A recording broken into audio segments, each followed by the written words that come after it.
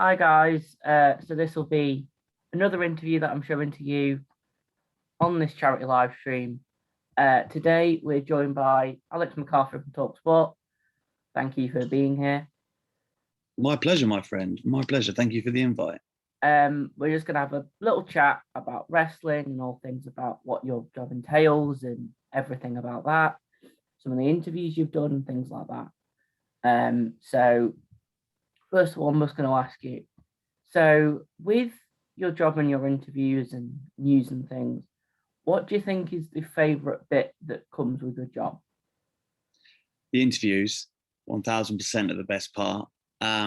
It's funny because when I do the interviews, I get like I call it a healthy anxiety almost. Like I'm anxious because I want them to be good. I don't ever get nervous, if that makes sense. Like I'm excited to do them. I just want them to be as good as they can be, because when you get to talk to some of these people, you know, like a Triple H or AJ Styles, Rollins, whoever it might be, you know, it doesn't happen all the time, and you want it to be as good as it can be, because you don't want to come away from that and be like, oh, I wish I'd asked this, or, you know, I really missed an opportunity with that. I guess sometimes I'm hard on myself if I speak to someone, I think, oh, that wasn't as good as it could have been. But by none, my favorite part of this whole thing, you know, going and covering fights is cool. Transcribing sucks. I hate that part of the job. But I definitely, speaking to people that you know, admire or have been fans of, and then, you know, getting to pick their brains about everything wrestling. It's, you know, at one point in my career, it was inconceivable, right? Like people didn't really do that in the UK, particularly. So to be able to do that is just, yeah, it's still wild to me sometimes that I get to do it so much. So with these interviews, let's talk about the Triple H one. So what was your first memory of wrestling, and does that affect the interviews, for example, with Triple H, and with obviously it coming full circle and it being one of your first memories is around his era? So when was your first memories? Was it before that? Was it during that? Was it?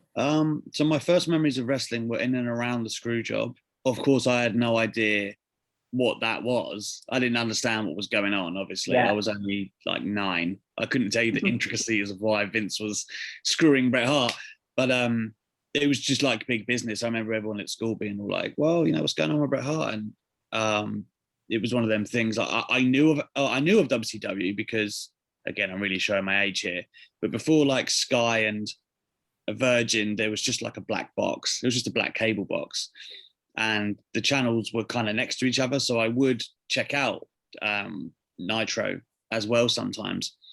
And then obviously everyone was like, oh my God, Bret Hart's left WWE and all of this stuff. So that was kind of like my first real memories of wrestling and everyone talking about it and getting into it.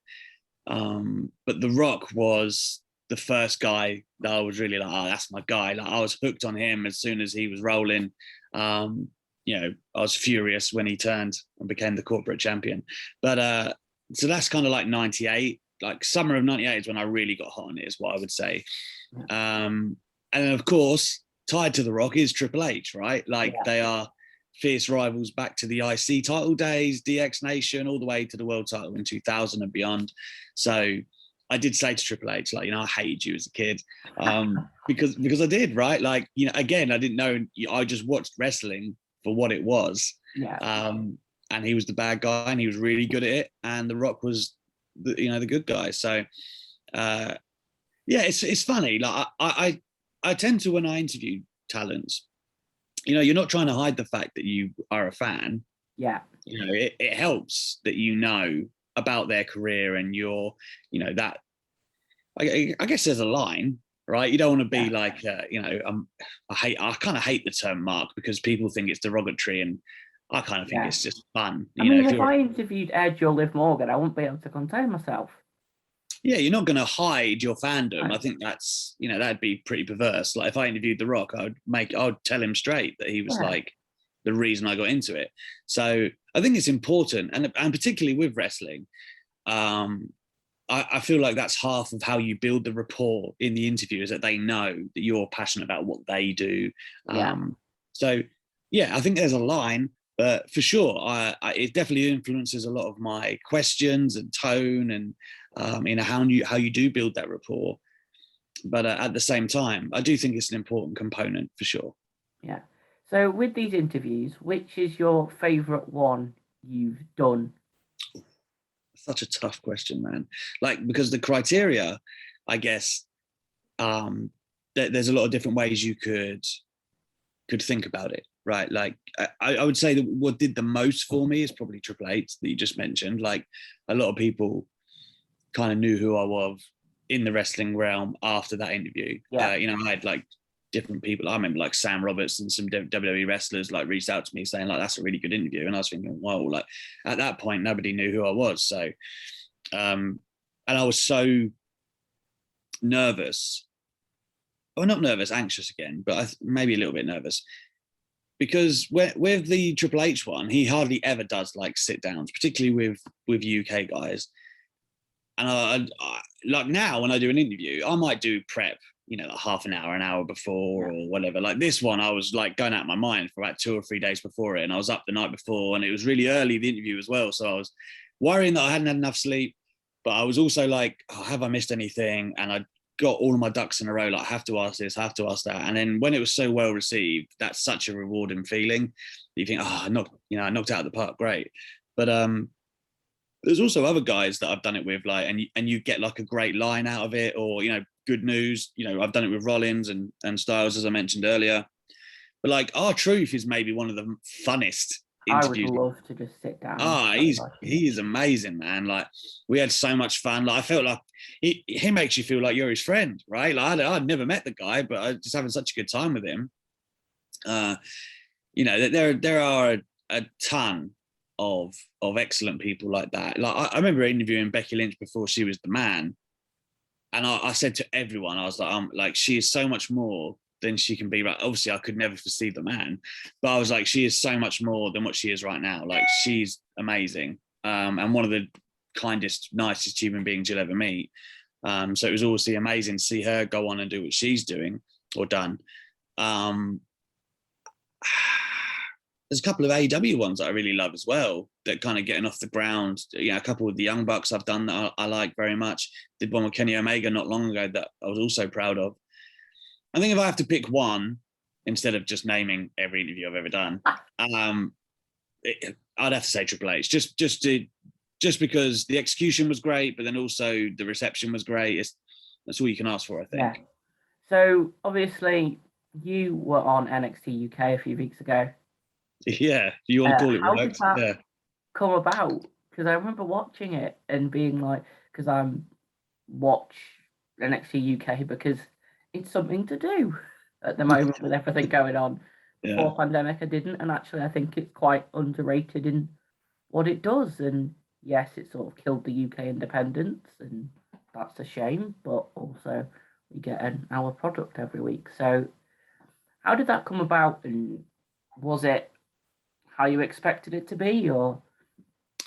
So, I mean, first of all, you're right in what you say. It is an underrated product. I think, and I've said this long before I ever appeared on the show, that as far as in-ring goes, it's as good as anything, like from a pure in-ring standpoint.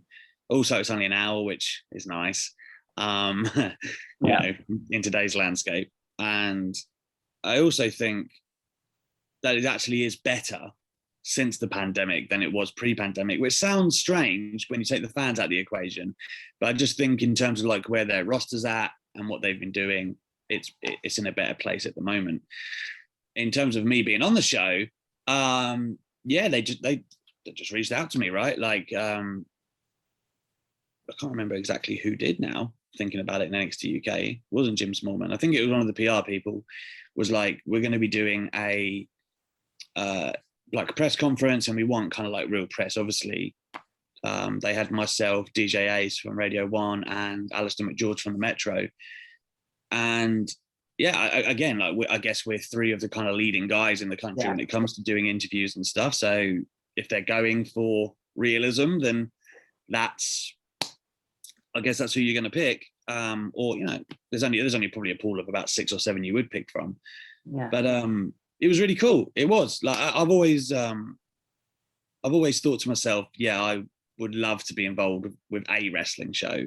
But with that, you do get people kind of tweeting you going, oh, you know, like your integrity and all of this stuff, which I just think is rubbish. You judge anyone by the being on the biggest product in your country. Well, it's, you know, I would do it in any show. I've been on Impact, like not live, but I've been on Impact and NXT, the American version, where they do like a press conference, like a virtual one. So before Kenny Omega and Rich Swann, I was on Impact as well. So it's not like, you know, it's not like I've sold my soul to do this one thing. I would get on any wrestling product and get involved. Of course I would. Anyone would that wanted to go into this sort of thing. Why wouldn't you? And I think, you know, as long as your work continues to be objectively as fair and as accurate as possible, then that's all they can judge you on, right? Like, and the day that people can come to me and say, oh, you know, this is, you know, clearly biased or this isn't right, then cool, but they haven't thus far. So anyway, the experience itself was cool, like, because obviously we can only really imagine what the taping of a WWE show is like, and albeit NXT UK isn't live, but when you get there, they give you a script and it's like, okay, you're going over what they want from you, and you know, didn't get to ask your own questions. It was, they gave you a question, and so it was kind of a collaborative thing, right? So they were like, you're gonna go behind the curtain here. Well, yeah. So they were like, you know, you're gonna speak to Walter, and it was like, we want you to talk about the title reign. So from there, it's like, okay, well, I was like, okay, well, we want to focus on how long he's had the title and what's changed, and so they do ask you what you want to say and stuff, but there's a general direction of where you're going or what you're going to be doing. Of course, it is their show. So yeah, it was a very cool experience though. It was a lot on my birthday as well, so it felt like, you know, it didn't even feel like work. It felt like someone gave me a birthday treat or something. But it was cool. It was cool. I would do it again, I think. Like, not just saying that to NXT UK.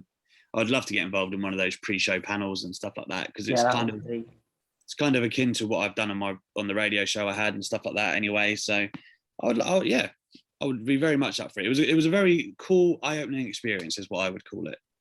That's good. If you need to go at any point, just let me know and we can wrap it up. But I'm just going to ask you another question more towards that side of things. Yeah. So I'm going on to do a radio and audio course at college, and obviously I think this is helping me quite a lot with it, because speaking to people and asking questions and things. So with sort of the audio and sort of mentioned about a radio show you did, with that, how do you think you best prepared for the interviews and getting prepared and trying not to be awkward when talking to people? Was there anything you do or confidence-wise or anything like that? To be fair, reps is the best thing you can do, right? There's nothing better, I think, in anything than doing it and doing it and doing it.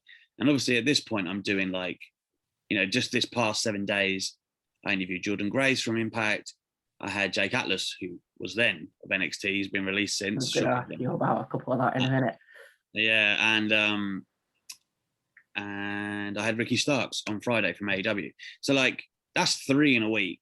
Typically, that's how my weeks are, 2 or 3. That's like over 100 a year. You know, it's a lot. And, you know, before that, I'd be going to WrestleManias or SummerSlams, and you're doing like 10, 12, maybe in the space of about 5 days.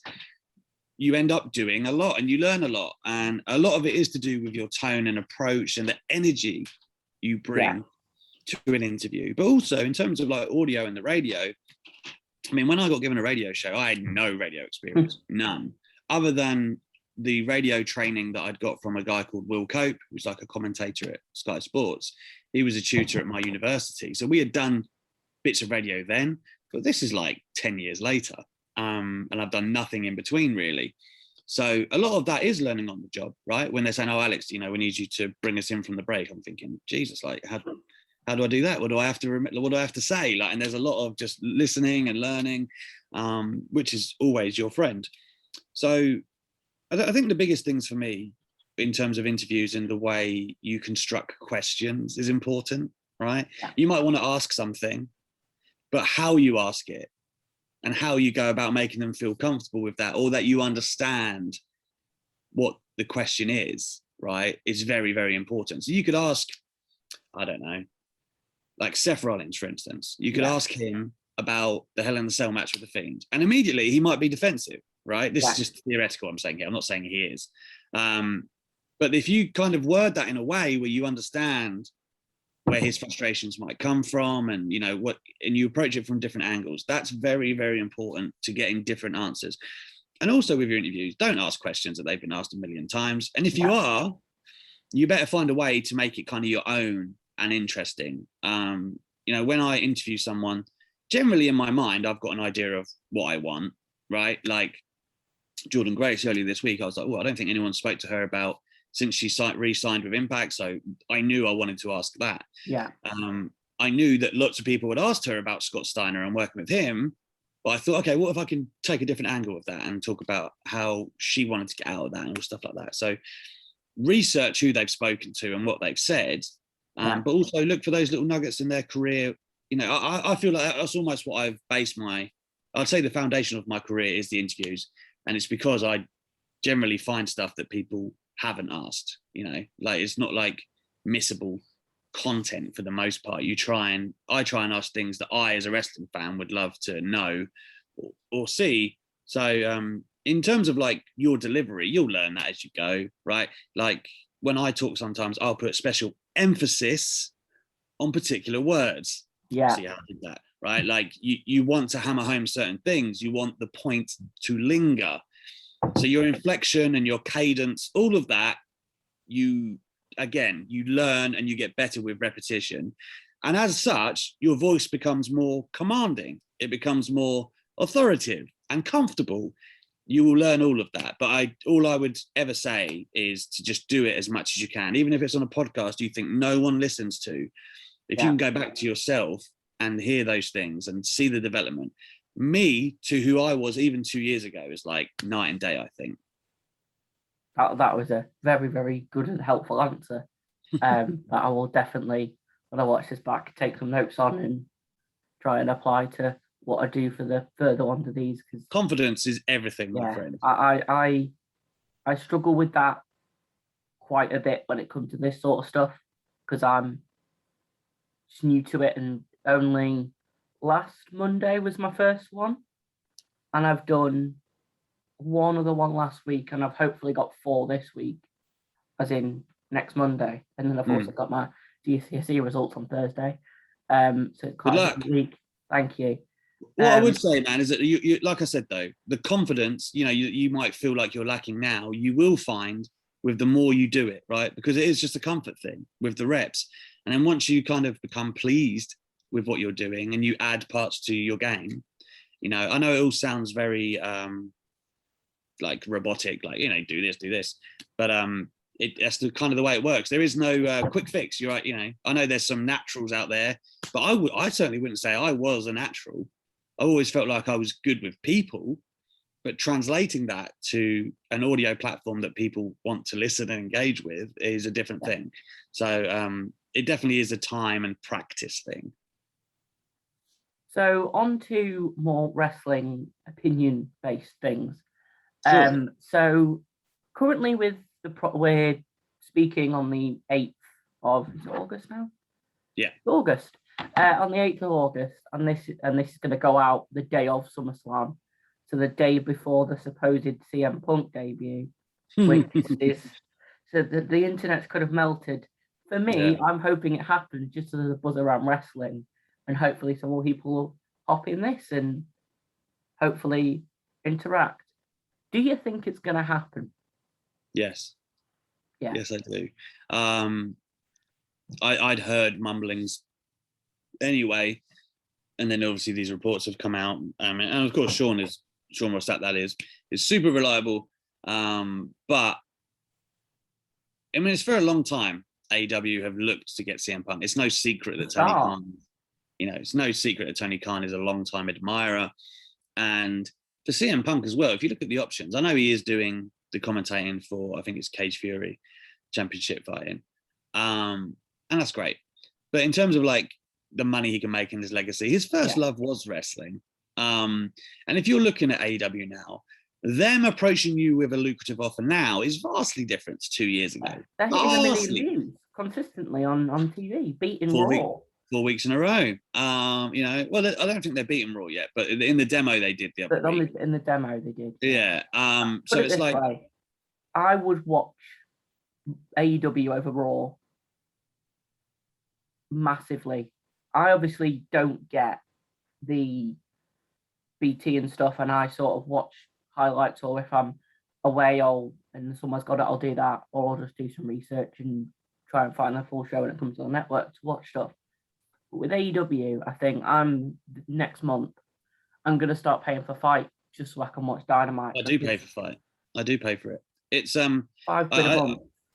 I think AEW is far closer to my taste as a wrestling fan than anything else. It's my favorite show of the week, which, you know, I do like SmackDown, but to be fair, it's regressed a fair amount in the past couple of months in terms of their repetitive booking and stuff. Like, there was a period like late last year, early this year, I just thought the show was on fire. And NXT, of course, I thought NXT was the best show in the world for like a 2-year stretch. I would say everyone. Well, yeah, from about 17 to 19, I thought it was the greatest, and then so it's a difficult landscape. But I think AEW, out of everything, is the most exciting. You know, that's what I love about the show. It's kind of fast paced. It's not, nothing's routine. I love that about AEW. And I think when you add CM Punk, Daniel Bryan, possibly Adam, Jesus Christ, like, that's a lot. What we know now, I don't think Adam Cole will. I wouldn't rule it out. That's what I wouldn't. Tony Khan's got money, so I don't think it's even money that. I mean, reportedly he's been offered $1 million contract, $1 million contract. But also, would you rather have $1 million a year in somewhere that could be good, but he's not 6'7", so could get released next month? What does it really mean? You can go with your girlfriend, all your best mates, continue a storyline you ended in 2017, which I went back on and looked because I've only been a fan since mid 2018, 2019 sort of thing. And I looked back at the Ring of Honor stuff and how he sort of got written off TV. And I think the storyline of that from now, I think is going to be, if you think of the matchups there and everything, and I think with CM Punk and Daniel, I am more excited for CM Punk than Daniel Bryan because I was never a big fan of Daniel Bryan. Oh, blasphemy! With me, you know, I never watched. I suppose because that wasn't the 2016 movement and how he moved. Yeah. I thought his matches were good, but I could never click with him. And obviously, the big grab point for me, which is now synonymous with anything I ever do, this clip is played, is when Edge came back at the Royal Rumble and then won it in the pandemic. And I was always a fan of Edge before he came back. And I always remember it was like 7 o'clock in the morning. I was watching the pay-per-view before I went to school. And Edge came out and I woke my whole house up screaming. And that was the first time I proper popped. And the loudest I've ever popped is for Keith Lee's return on Raw because I am a big Keith Lee fan. I was there for Edge. I was there at the Rumble. You were there? I was there. Yeah. Oh, it was unbelievable. Did you lose it? Mate, the atmosphere. I'm so jealous of that. Unbelievable. I've said this, you know, again on my YouTube show. I'll leave a link. Go and check it out. It's really good. I was watching some yesterday, and I was at a loophole of some of the interviews as well. I've had a. It's become like a recurring joke on my show that I say, "Oh, I was there," because I've been to so many shows in like the last 5-6 years. I'm going to my first one in September, hopefully, if people get vaccinated and things. I'm going to the WWE show in Newcastle. Oh, so I'm quite excited for that. Obviously, I love Newcastle, but I'll be going to the London one, so that's cool. That's Raw, but yeah, isn't it? No, it's still SmackDown. Yeah, it's like a whole SmackDown tour. I think Raw are going to do a tour in November, so when that news breaks. Oh, are they? Well, we'll see. We'll see. Ooh, it all depends, doesn't it? Something that You know, and we don't. Well, I guess we'll see, won't we? We'll see. I have I'm double vaxxed anyway, so hopefully I hopefully will be by then because I can get mine as of the other day. Anyway, the recurring joke on my show was that I always say that I've been at these shows. So for Edge, I was also there when the Hardy Boys came back at Mania 33. Like, I would say in like all the shows I've ever been to, or even football matches, anything, like those two reactions. Oh man, like you can't actually put money on. You know what I mean? You can't buy that stuff. It's unbelievable. I would do anything to go back to that arena when Edge came out. Literally anything. And also the Drew pop was mental as well. Definitely was, yeah, because Lesnar, like people were getting pissed, and then Drew did what he did, man. It was great. And then obviously, I doubt that you could physically be at the first Rampage show for the Punk pop, which I'm probably going to stay up till about, it starts UK about 4 a.m, I think. You got to remember with Rampage, right? Like, they've hired and sold out the United Center in Chicago, right? Yeah, anything announced. This is a bigger arena than All Out, which takes place in the same city about 2 weeks later. So if they didn't have CM Punk, right? I don't know, they haven't said that they do, but if it wasn't heavily implied, which it has been, it would be a disaster. So like I find it very difficult to believe that Punk wouldn't be there.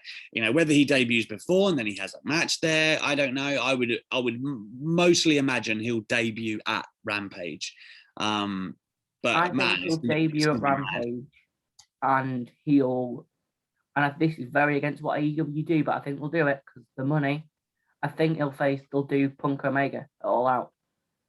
They're saying Christian, aren't they, at the moment? But I don't know if Christian's a pay-per-view challenger. I love Christian, and because of the stuff he did with Edge and Christian, but I just I wouldn't buy the pay-per-view.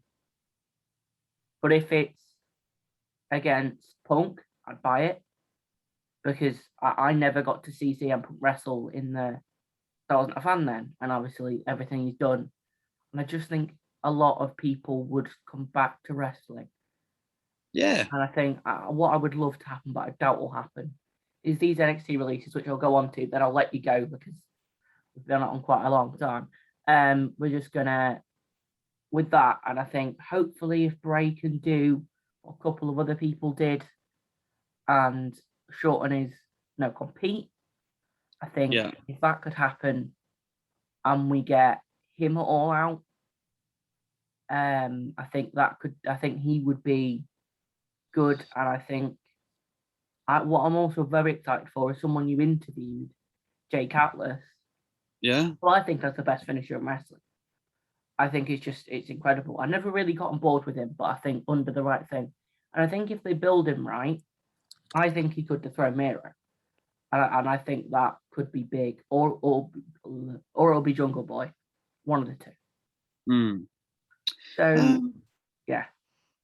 I mean, you're just saying, right, you want to move on to the releases. Yeah. I mean, Jake Atlas is obviously a good place to start, where he'd obviously always said that he wanted to be like the first openly gay signed WWE wrestler. He was. But his talent far exceeds like his sexuality or anything. I still feel like him and Sonya Deville are such great representatives of their communities that WWE could have done more. I mean, they still obviously have Sonya, but they could have done more. And I think many people have said this. They've only scratched the surface with Jake Atlas. You look at other people who got released, Bobby Fish or Mercedes Martinez. These are people who are like, you could argue in the winter of their careers. They've got a lot of tread on the tires, and you can see what WWE are thinking, maybe for what they're paying them, for what the upside is. What Dave Meltzer's talking about today is that apparently Vince, Laurinaitis, and Pritchard kind of looked at the thing and they said, okay, we want NXT to be a more traditional developmental territory, right? They want bigger guys, they want younger guys. And to be fair, I think there was only one or two, I can't remember now, people under 30 in the Royal Rumble this year. Yeah. Bit of a glaring indictment. There isn't that many young talented guys like that coming through that have the size as well. I should stipulate there's plenty of young talented guys. But obviously, we can see at the moment on TV with Omos and Commander Aziz, I think Omos can somewhat wrestle. He can't sell to save his life. Don't have to. And that's something that he's going to need to learn. But Commander Aziz is he's clearly not ready. No. But again, this is the thing. Vince values, and he always has, size and attraction over being a great wrestler. I think that's a fundamental difference between AEW and WWE. WWE are looking for box office, headliners. They're looking for larger than life characters, whereas AEW kind of look at things as if it's, what great performance and great stories can we tell? What great wrestling product can we create? WWE, I think the product is one of the last things they think about. It really is. Like, of all the different business aspects, and they are a global powerhouse, no doubt about it. But I think Vince just gets to TV on like a Monday or whatever, and he's like, "Oh, where are we? What are we doing then?" Like, right, but that should be your product. Really should be what everything else trickles down from, because eventually, and you mentioned this earlier of AEW doing what they are in the ratings, we're going to get to a point where AEW are going to start commanding those billion-dollar deals. They're not far off. And then Vince will see them as competition because they will directly be hurting his pocket. So, man, I think they need to wake up because the product is the be-all and end-all.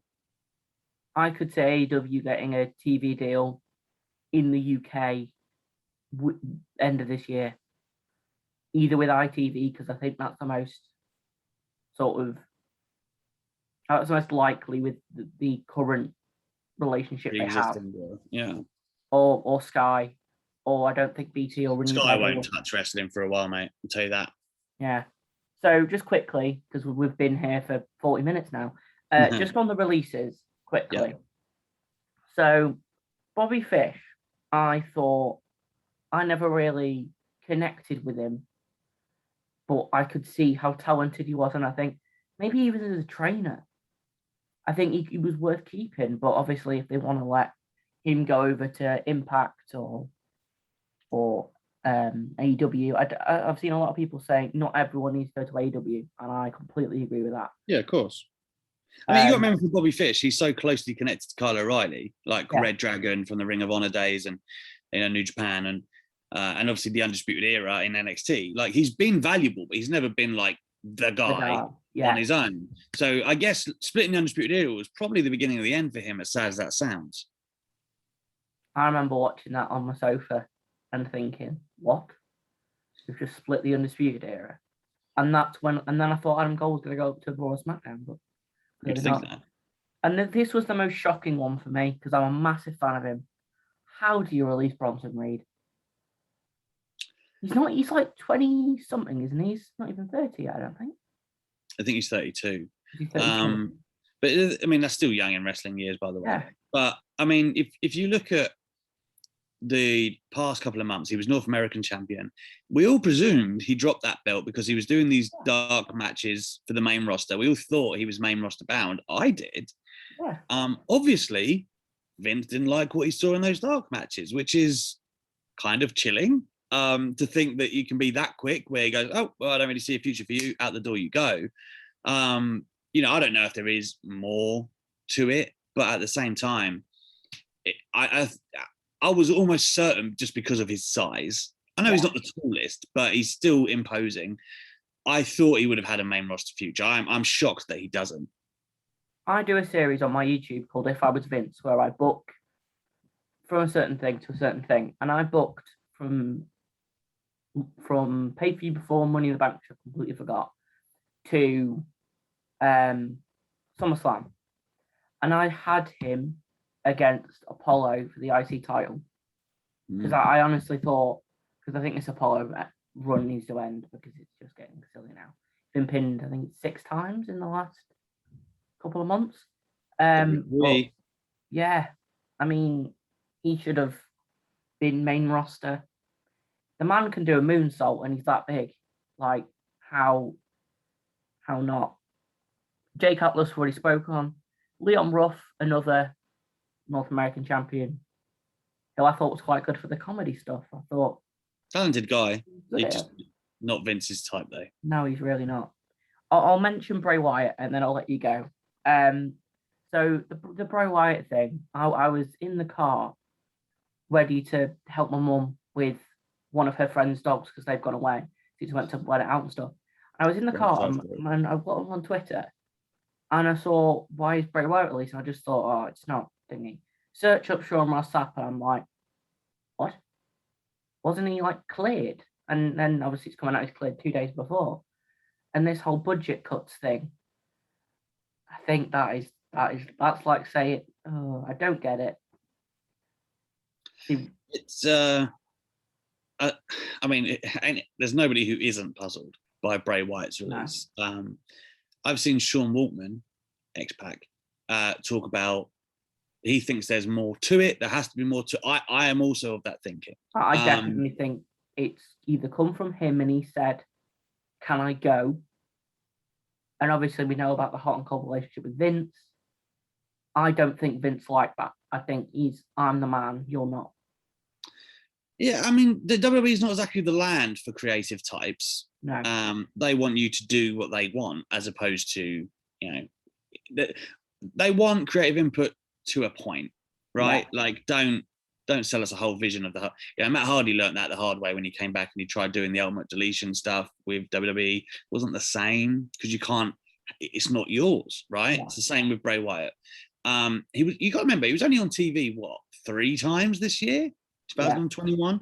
I think if they were in earnest doing budget cuts, it would stand to reason you would get rid of someone making north of $1 million for 3 appearances. I understand, but I don't think that was it. There was lots of question marks around whether he could be cleared or not. There was rumblings that he might not even make WrestleMania this year because of issues. Then we didn't see him on TV for so long. Like, I would need to explain. Got his stuff. I would need it explained to me why he was off TV for so long before I could truly understand what's happened here. Because either he wasn't healthy and then they cut their losses, or he was having issues himself and he wanted to step away. All of that is fine if you explain it and we get a rationale. But to just get rid of one of the not only one of the best performers and characters in the company, but somebody who created The Fiend, who was probably the hottest character in 10 years, character wrestler at one point.